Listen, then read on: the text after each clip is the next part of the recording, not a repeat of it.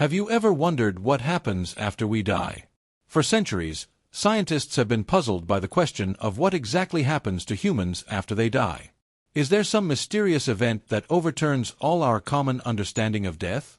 For instance, it's common knowledge that the human body decomposes after death, and over time, every component of the body literally gets stripped off.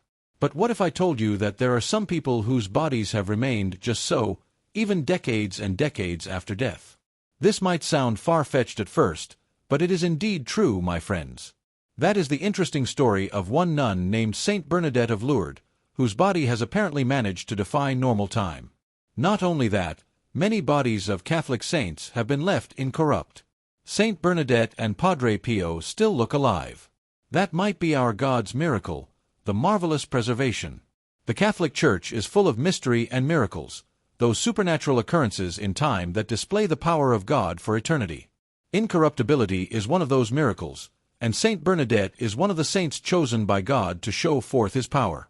Every Ash Wednesday, we hear, "You are dust, and unto dust you shall return." Death and decay are a fact of life for us mere mortals, all of us, that is, except for God's chosen few, the incorruptible. These are the saints throughout the history of the Church whose bodies have not decayed over time, even when millennia have passed, as in the case of Saint Cecilia, without their bodies turning to dust. The light of Christ has always shone brightest in times of darkness, and the 20th century was no exception. Certainly, it was a dark time of apostasy and the disintegration of customs. One light that shone brightly was the canonization of Saint Bernadette Soubirous, the visionary of Lourdes, France. 30 years after her death, the body of Saint Bernadette was found in a remarkable state of preservation. It could be viewed as ironic that the messenger of Our Lady at Lourdes, a place of healing, should be so burdened by illness throughout her natural life. It seems the miracle of Lourdes was not for her. As a matter of fact, in a vision, Our Lady said to Saint Bernadette, "I cannot promise you happiness in this life, only in the next." Born into a humble family that little by little fell into extreme poverty, Bernadette had always been a frail child. Quite young, she had already suffered from digestive trouble. Then, after having just escaped being a victim of the cholera epidemic of 1855, she experienced painful attacks of asthma. Her ill health almost caused her to be cut off forever from the religious life. When asked by Mother Superior of the Sisters of Nevers to take Bernadette, the Mother Superior replied, "Manner, she will be a pillar of the infirmary." She lived in the convent for 13 years, spending a large portion of this time, as predicted by the Mother Superior, ill in the infirmary. When a fellow nun accused her of being a lazy bones, Bernadette said, "My job is to be ill." She was gradually struck by other illnesses as well as asthma, among them tuberculosis of the lung and a tubercular tumor on her right knee. On Wednesday, April 16, 1879, her pain got much worse. Shortly after 11 a.m., she seemed to be almost suffocating and was carried to an armchair, where she sat with her feet on a footstool in front of a blazing fire. She died at about 3:15 in the afternoon, at the age of 35. Not a natural phenomenon. Over the course of the next 46 years, Saint Bernadette's body was exhumed no less than 3 times. The first time in 1909, then again in 1919, and finally in 1925. At the first exhumation, it was quickly evident that a miracle had taken place. Saint Bernadette's skin tone was perfectly natural, her mouth was slightly open, and it could be seen that the teeth were still in place. Although the rosary in her hands had decayed, showing rust and corrosion in some spots, the virginal hands that still grasped it were perfect. The sisters present thoroughly washed the body and clothed it in a new habit before placing it in an officially sealed double casket. The second exhumation in 1919 showed no further evidence of decomposition, though her hands and face had become somewhat discolored due to the well-intended washing given by the nuns 10 years prior. A worker in wax was commissioned to create a light wax mask of Saint Bernadette's hands and face. It was feared that although the body was preserved, the blackish tinge to the face and the sunken eyes and nose would make an unpleasant impression on the public. That brings us to 1946 and the final disturbing of Saint Bernadette's resting place. One of the doctors overseeing the final exhumation writes, "From this examination, I conclude that the body of the Venerable Bernadette is intact. The skeleton is complete. The muscles have atrophied but are well preserved. Only the skin, which has shriveled, seems to have suffered from the effects of the damp in the coffin. The body does not seem to have putrefied, nor has any decomposition of the cadaver set in, although this would be expected and normal after such a long period in a vault hollowed out of the earth. The doctor was amazed by the state of preservation of the liver. What struck me during this examination, of course, was the totally unexpected state of the liver. After 46 years, one would have thought that this organ, which is basically soft and inclined to crumble, would have decomposed very rapidly or would have hardened to a chalky consistency. Yet, it was soft and almost normal in consistency.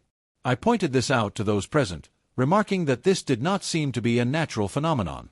This is truly the body of Bernadette, lifelike in her attitude of meditation and prayer.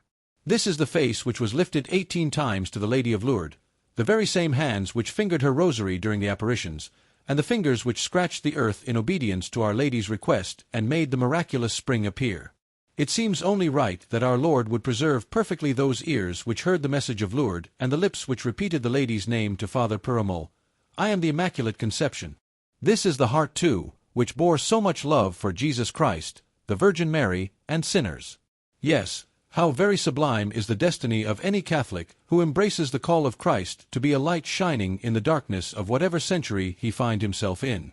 And how sublime the destiny of those who find healing in the arms of she, who is the Immaculate Conception. Prayer and penance, our world seems to thirst for these things. In many ways, we seek them out, even setting aside good things we already have in our lives in pursuit of these ego boosters. Many of us, once we get there, realize fame, attention, and popularity don't make our lives better. Instead, they cloud our judgment and lead us away from our true selves and from God. While she was still a young girl, Saint Bernadette of Lourdes could have been swept from obscurity into the fame and attention that was pressed upon her. Instead, she put all the attention on the visions she had of Holy Mother Mary and shared her important message with the world, the need for prayer and penance. Then she hid herself from the crush of attention to preserve her thirst for God alone. Bernadette Soubirous was born January 7, 1844, in Lourdes, France. She was the oldest of 9 children, most of whom died at young ages. The family was extremely poor. Her father, François, was a miller, and her mother, Louise, was a laundress. While still a small child, Bernadette contracted cholera and struggled with very bad asthma, which continued for the rest of her life. Constant illness may have been the reason for her small size, as she stood only 4 feet 7 inches tall. But don't let her small stature fool you. The world would learn soon enough that she was a spiritual powerhouse. Bernadette had a hard time in school because she was sick so often. She could read and write only a little and spoke Occitan, the language of the local people, rather than French. Mother Vauves at the school in N that Bernadette attended noticed her pride and described her as having a closed character and being very touchy. By the time Bernadette was 14, her family was in such dire circumstances they were living in a one-room basement, once used as a jail. On February 11, 1858, she went out to gather firewood with one of her sisters and a friend near the grotto of Massimilla. While there, an extraordinary thing happened to Bernadette. As she walked a little behind the other girls, they crossed a stream in front of the grotto. Bernadette was choosing her steps carefully to avoid getting her stockings wet. She sat down by herself to remove her shoes and stockings to make the crossing. As the other girls walked ahead, she suddenly heard a rushing wind but saw nothing moving except a wild rose in a niche of the grotto. A dazzling light and white figure emerged from the alcove behind the niche. Bernadette later referred to the vision as a small young lady. Her sister and friend saw nothing. 3 days later, Bernadette returned to the grotto with another sister and friends. She saw the vision again, knelt down, and fell into a trance. Again, the other girls did not see the apparition. She returned to the grotto again on February 18th. This time, the vision asked her to return to the grotto each day for a fortnight. This time of visions was later called the Holy Fortnight. As people learned about the visions Bernadette was having, her parents tried to keep her from going to the grotto because they were embarrassed. Some believed her, and others thought she must have a mental illness and should be put into an asylum. No matter what others thought, Bernadette was determined to go to the grotto. Almost the entire time, the visions, 18 in total, occurred. Bernadette never identified the apparition as the Virgin Mary. The description she gave was much like that of statues of Mary in churches in the area: a woman wearing a white veil, a blue girdle, and with a yellow rose on each foot. It wasn't until the 16th vision that the white-veiled woman identified herself as the Virgin Mary, saying, "I am the Immaculate Conception." During her vision on February 25, Bernadette claimed the apparition told her to drink of the water of the spring, to wash in it, and to eat the herb that grew there. These things were to be done as an act of penance. Bernadette did as the woman asked her, and the next day, the water of the grotto that was once muddy was now flowing clear water. It would later become the place at Lourdes where millions of pilgrims pray and drink from the miraculous water to obtain healing. What else did Mary ask for during Bernadette's visions?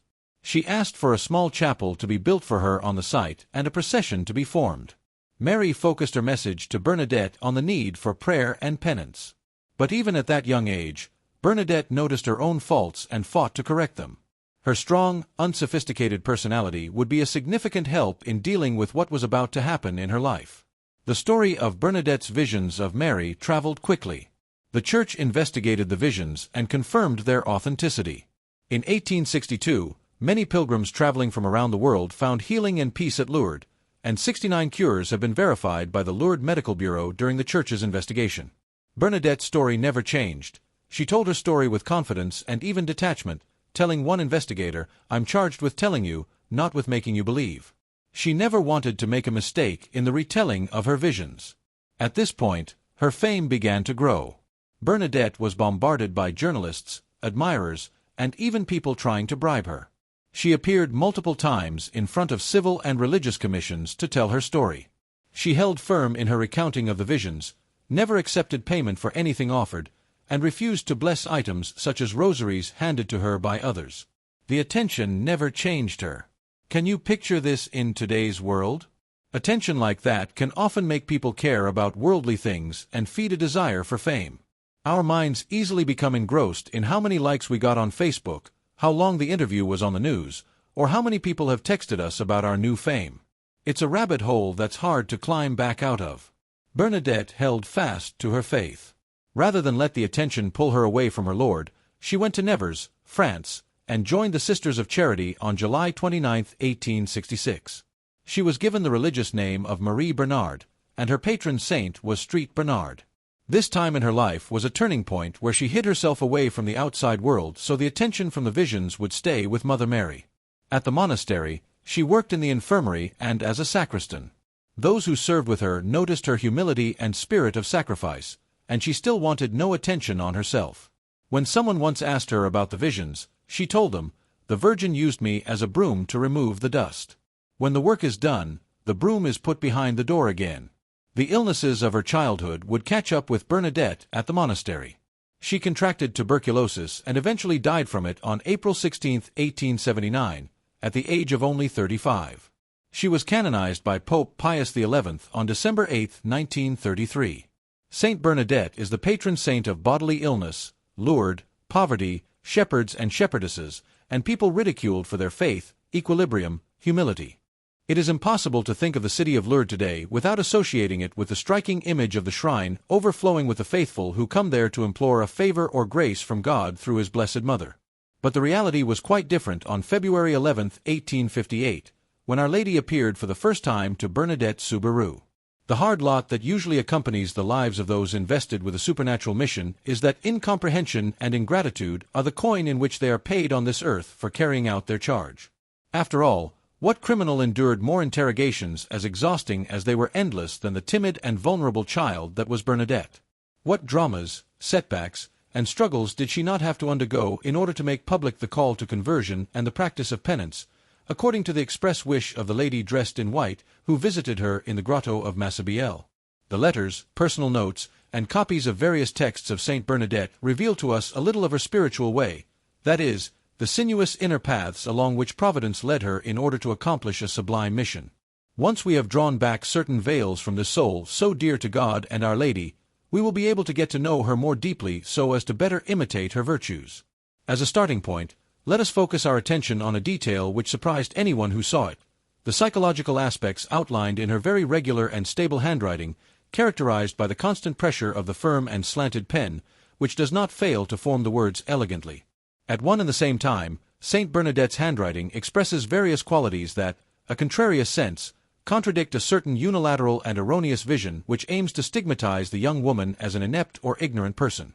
If her writings were dotted with grammatical lapses until the end of her life, this did not prevent her decisive and balanced character from finding expression in her writing.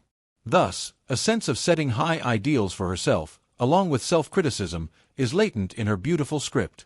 In addition, Bernadette's handwriting reveals her affective inclination, that of someone overflowing with generosity and love for others, very sensitive to the treatment she received. It is no wonder that at the sight of a child, a bond was immediately established that encouraged them to approach her, to the point where little ones would flock around her. Finally, her penmanship suggests a penchant for solitude, perhaps because she did not find in others the models of virtue and rectitude she set for herself and sought after with such determination. A plan of life, expressed in her personal journal, it is worth pointing out that sanctification is not only the fruit of a divine gift. The conquest of holiness involves a constant struggle, from which not even the great mystics are exempt. On the contrary, God requires of his friends an uninterrupted and generally very difficult renunciation. When properly analyzed, the spiritual itinerary of these chosen souls turns out to be so, one might say, normal and ordinary that it fills everyone with hope. In one of her little notebooks of personal reflections, the title of the book sums up the plan she had outlined: always do what costs more. In this light, Bernadette traced out for herself some goals which show her seriousness and persistence in the search for perfection, beginning with points related to the interior life. Never be discouraged. See God's holy will in everything that happens to me. Thank him for everything, thinking that it is for my greatest good that he permits it. Work to make myself indifferent to whatever my superiors or my companions say or think of me. Detach myself from everything to dedicate myself solely to pleasing God and saving my soul. To remember often this saying, God alone is good, and from him alone do I expect my reward. Never make personal friendships. Love all my sisters only to please God. Thanks to this virtuous conduct embraced from the time Our Lady confided to her the first yearnings at Massabielle, the seer was able to sum up holiness in a few short phrases pervaded with both theology and charity, and applicable to any baptized person who aspires to reach heaven. A good nun must ask God for more humility than humiliation, more patience than suffering, more will than works, more love than actions, more surrender than orders, more acts than words, more application to sanctity than to health. And still in this vein, with the aim of clarifying for herself and for the future the axis around which the daily life of a consecrated soul must revolve, the saint would affirm, a religious must live in mortification like a fish in water. It is not the same when a religious is not mortified. Serious application to all duties necessarily leads to the exercise of continual mortification at all times. If one does not mortify oneself, duty is lacking. Where do the violations of the rule and the vows come from? Where does the laxity of some communities come from? They come from not putting into practice or not maintaining the exercise of mortification. In my opinion, a mortified system could enter heaven without passing through the flames of purgatory.